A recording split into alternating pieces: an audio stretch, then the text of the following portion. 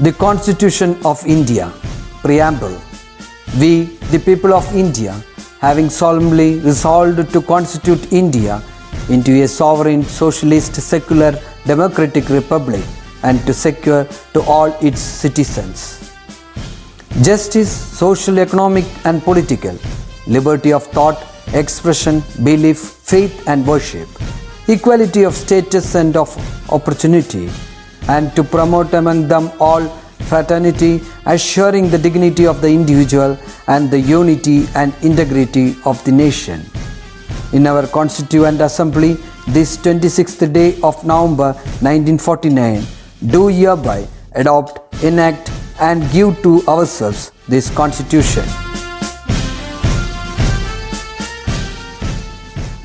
Hello children, hope you all are fine, happy and safe at home.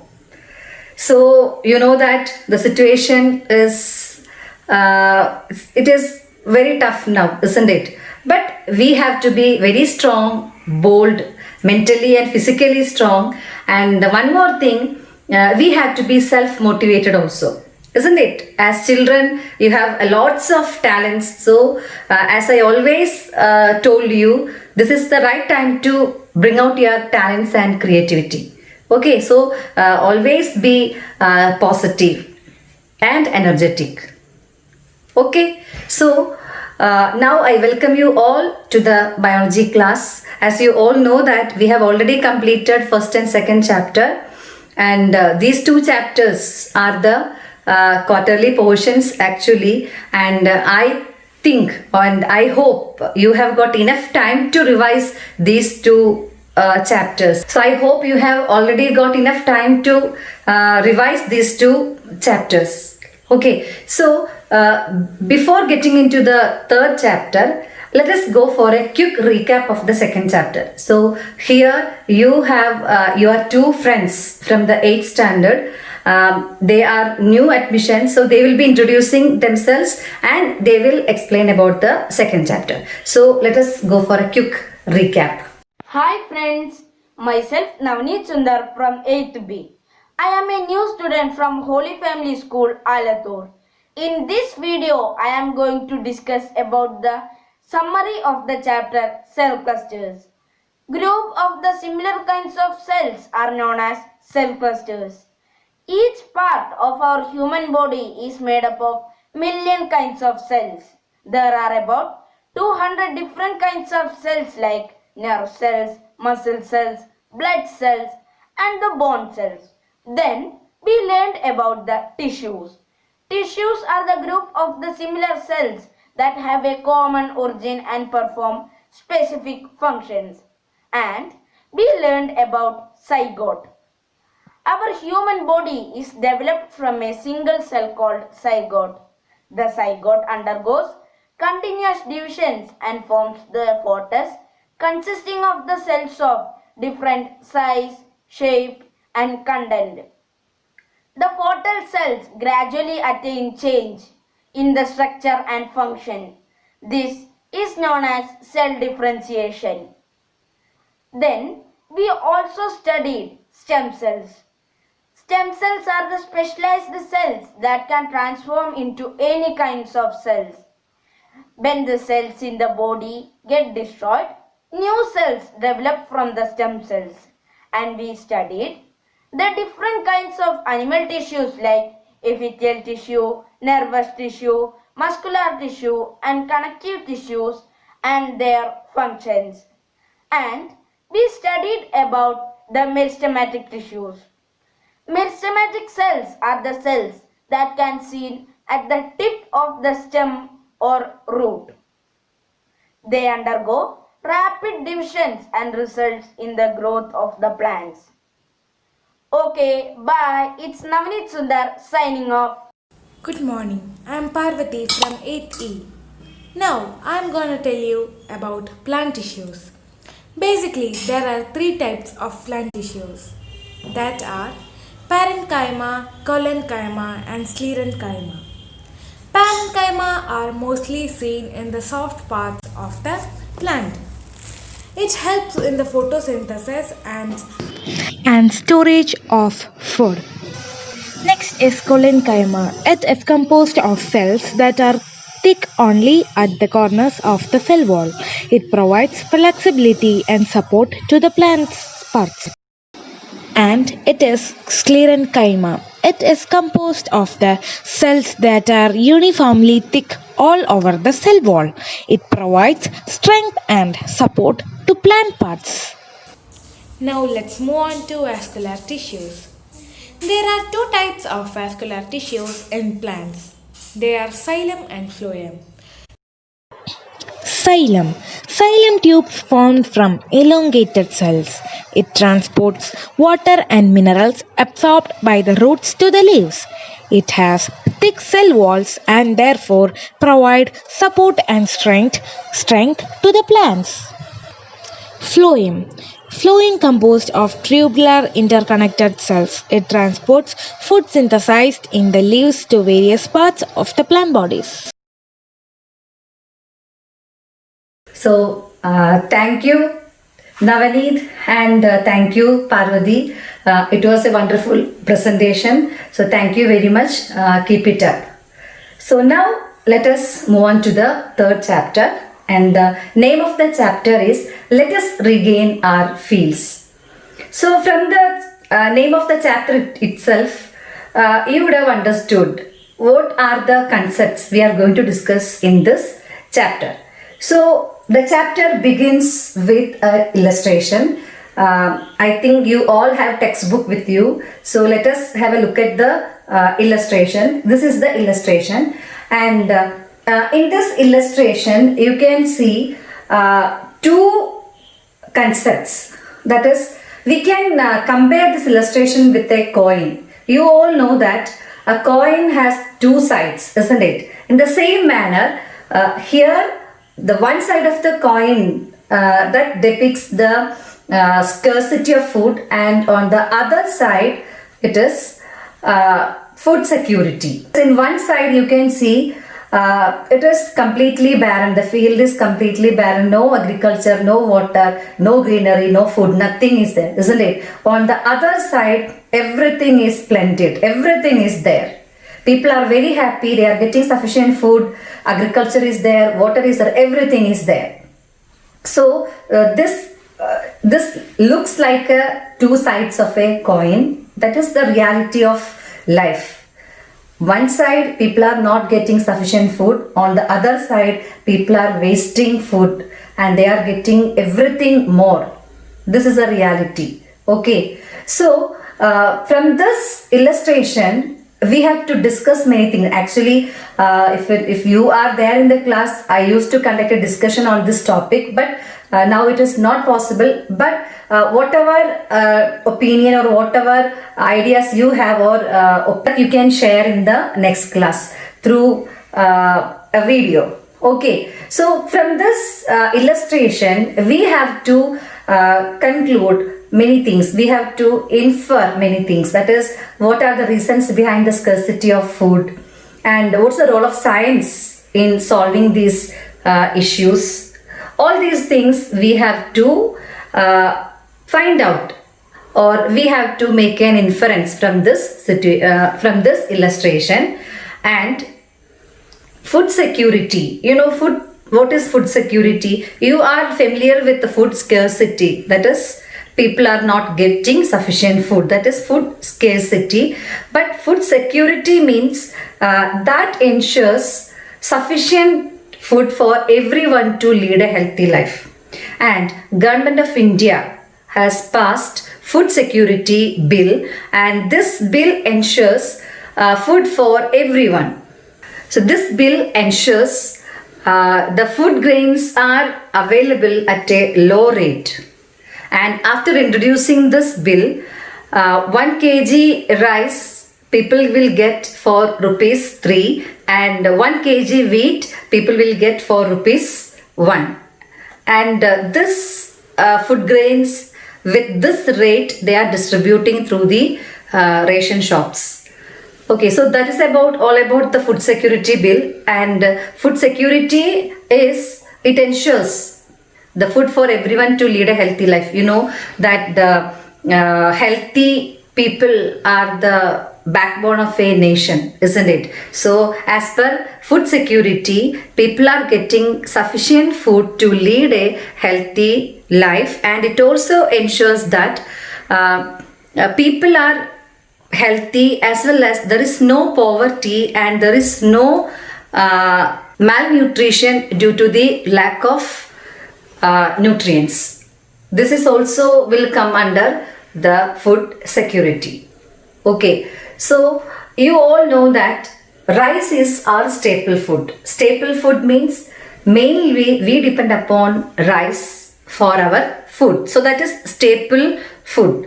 Okay, so now we are going to discuss on the production of rice.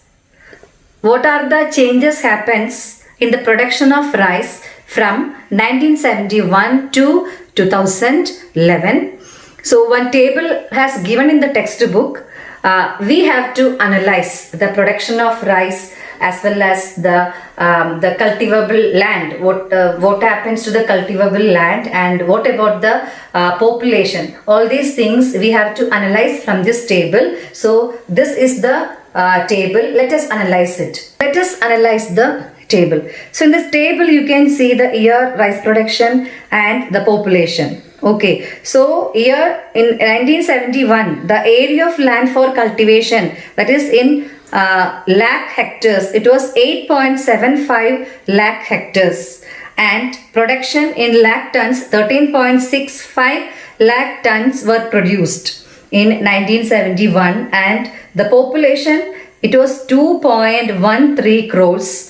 That is the population in 1971, and when it comes to 1991 the area of land for cultivation has decreased to 5.5 lakh hectares, and the production also has decreased to 10.6 lakh tons, and the population has increased. You can see a significant increase in the population, that is 2.91 crores. And when it comes to 2011, the area of land for cultivation becomes 2.08, and the production 5.69 lakh tons, and the population 3.34 crores. So here you can see in the area of land for cultivation a drastic decrease in the area of land for cultivation. That is in 1971 it was 8.75. From there it comes down to 2.08 lakh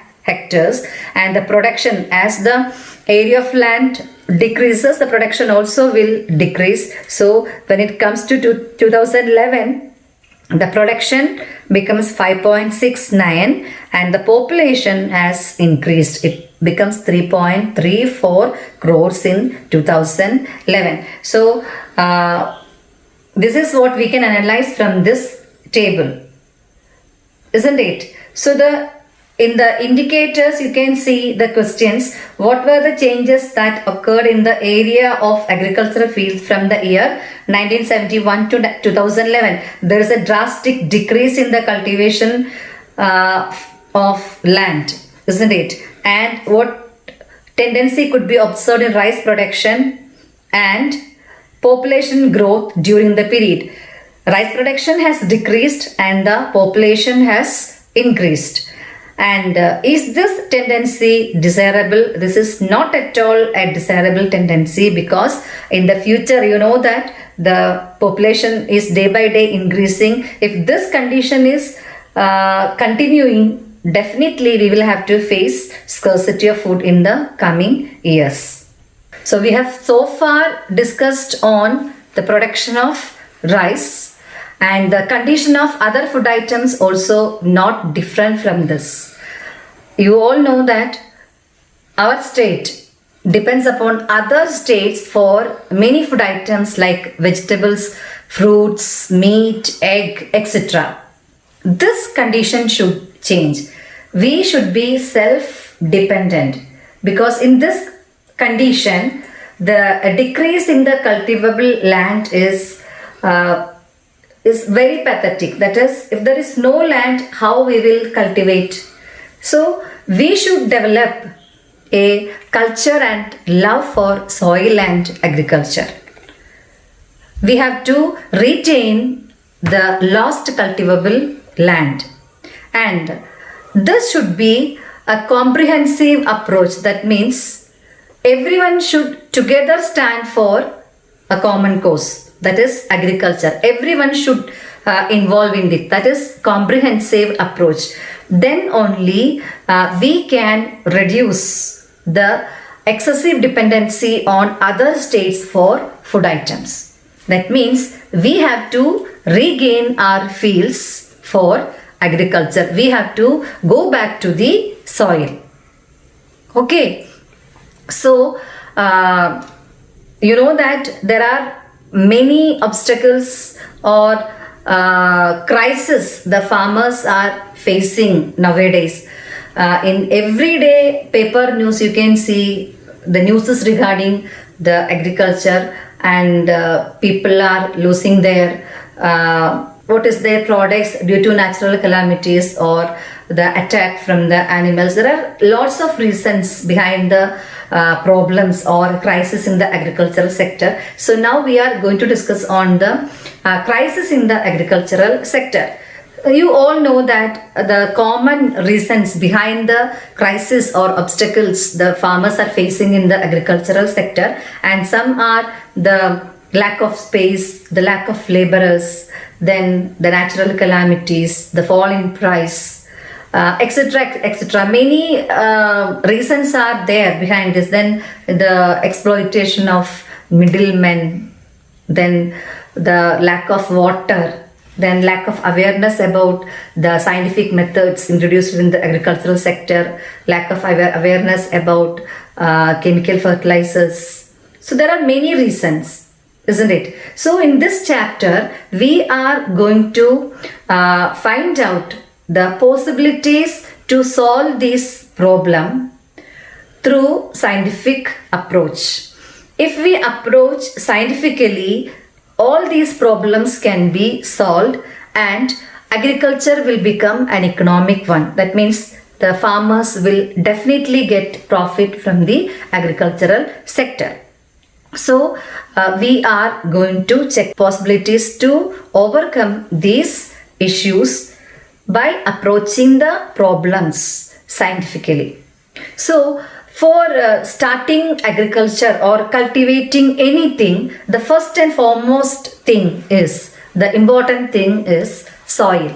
If the soil is not fertile, definitely we will not get any profit or we will not get any yield. About 20 different elements are needed for the proper growth of plants, and they are known as essential elements. And some of the essential elements are carbon, hydrogen, oxygen, nitrogen, phosphorus, sulfur, etc. And these are the essential elements, and these elements are naturally made available in the soil through the decomposition by the microorganisms. You know that in the soil, the organic fertilizers like plant and animal waste will be there. When they decompose with the help of microorganisms, these elements will mix with the soil, and the plants, they get these elements through the water because these elements will be in the soluble form. Okay, and what are the other methods to fertile the soil? If the soil is not naturally getting fertility, there are different methods to make the soil fertile, and one such method is growing the leguminous plants. You have already learned this in 7th standard, isn't it? Why we grow leguminous plants in the soil? Because they increase the fertility of the soil, because in leguminous plants the nitrogen fixing bacteria are living. They definitely improve the soil fertility, and we can also make the soil fertile by applying fertilizers. Okay, so applying fertilizers is very important to make the soil fertile. Along with that, the pH of the soil also plays very important role in maintaining the fertility of the soil. So we can find out the pH of the soil as well as the presence of elements in the soil by conducting a soil testing. So before starting cultivation, definitely we have to conduct a soil testing, because it is very important to know the texture or the nature of the soil before we start cultivation, because sometimes the soil may be acidic and sometimes the soil may be alkaline. So we have to neutralize the soil before we cultivate anything. So it is very important to conduct a soil testing in order to know the pH of the soil and also the elements present in the soil. If there are no essential elements in the soil, we have to apply fertilizers in the soil to make it fertile before we start cultivation. And you know that earthworms, then bacteria, fungus, termites, all these organisms also help to increase the soil fertility. So it is very important. We need a fertile soil to cultivate crops. Okay, so in this class we have discussed on what is food security bill. Then we have analyzed the production of rice from 1971 to 2011 in Kerala. Then we have discussed the crisis in the agricultural sector, and we can solve all these issues only by scientific method. And we have started with the soil, because it is the most important thing we require for cultivating crops. So these are the concepts we have discussed in this class.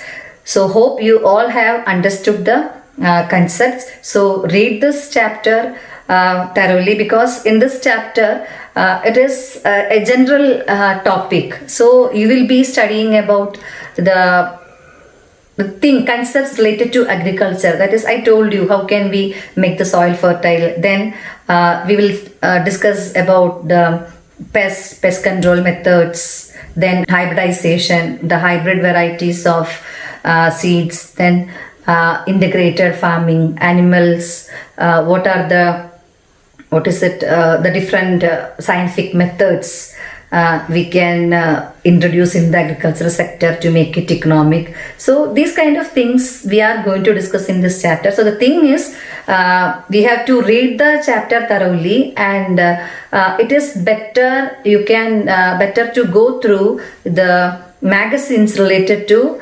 agriculture. That also will add on your knowledge. Okay, and one more thing I would like to remind you, that is regarding the file writing.